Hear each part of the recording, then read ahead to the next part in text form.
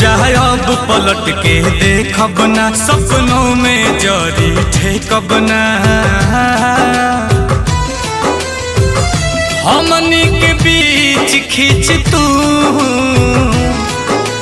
नफरत के लकीर गइलू, जहिया वादा से फिर गइलू, तहिए नजरी से गिर गइलू। ओ जहिया वादा से फिर गइलू, तहिए नजरी से गिर गइलू। जब पलट के